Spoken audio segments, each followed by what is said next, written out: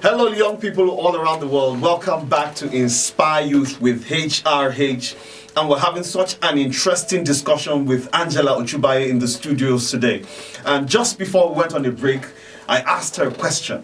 You've turned down 5 million naira to start off a business just because you don't have time to execute or implement your plan on that business. That is integrity, if you ask me. But what really gives you that confidence to say no?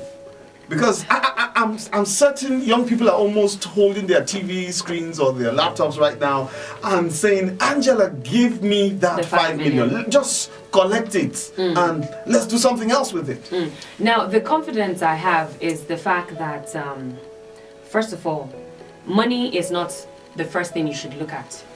Money is going to come at the right time when you are certain that you've done all that you need to do in relation to that business. And part of what it is what do you want to do? You have to start from what is that business idea? A lot of times we have stuff in our head. I'm like, oh, this is great. This is going to work. Oh, I've seen it happening before. Why is it going to work? Is it going to work because someone is doing it and is doing it well? Or is it going to work because you've actually thought through the process of it working? And that's what a business plan does for you. A business plan gets you to think about things that you ordinarily would not think about. And then you would get to that level where you say, okay, I'm not sure I have the strength to handle this aspect. I might need another person to work with me in this area. So you do partnerships? So there's partnerships. Networking. There's networking that is involved to eventually change things around and turn it to be a great business. So I always start first with write the vision. Make it plain. When you start to write, there's something I call the throw-up method, where just put everything out there. And when you go back again and look at that sheet and you see what you've written, you get to see, oh, this is actually dumb, this is stupid, oh, this is smart. Let me work this through. Who do I need to speak? I really don't know much about where to buy vinyl. Okay. For example, who do I need to meet to find out the cost implication of vinyls to make t-shirts? Then I call someone. Oh, hi, my name is this. How do I get this? Where do I get it from? Oh, you might need to buy it in China. Oh, you might need to buy it in Lagos. Ooh, the cost implication of getting it in Lagos. You see, now you're considering all of this. You are literally making the business live on paper before you make it fly real life. And this is one advice I would always say. I am presently, if I were to find somebody that can answer all of my questions in relation to a small business, I'm more eager to give the person 10,000, 20,000, 1 million naira, because I see that, wow, this is going to work. All he needs is money.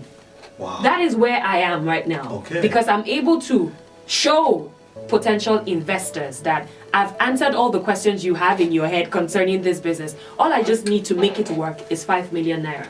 I think I can support this with an experience I've had on a WhatsApp chat group made up of young people. Okay. I remember presenting on that group an opportunity for funds for investment. Okay. And I made it look like I have a personal friend who is willing to invest a large amount of money in anyone who has a smart business plan or a smart business idea.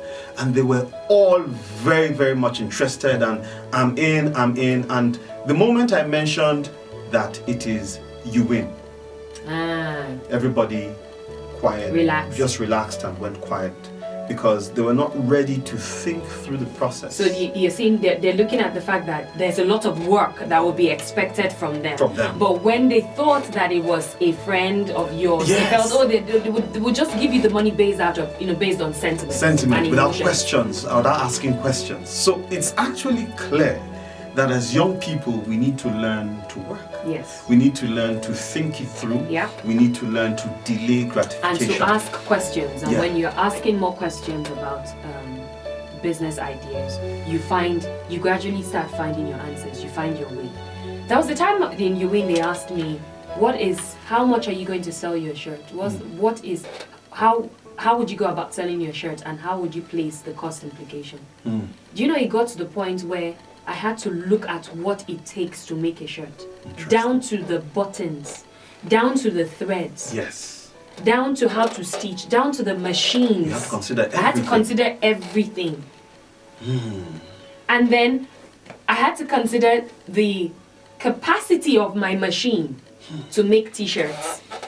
And to even tell you what was worse, there was a point in time that I made an assumption that, oh, I have a machine, and so I'm going to be making 300 shirts a day. But guess what? You only have 24 hours in a day, and your machine might not be on for 24 hours because it might break down. So, looking at the capacity of each machine, how long the machine can produce a shirt within one day would help me know that in a day maximum, with one machine, maybe I can only make 100. So if I want to be able to make 300, I might need more machines. 4 machines. All right. Have you ever failed at business? Have you ever lost money?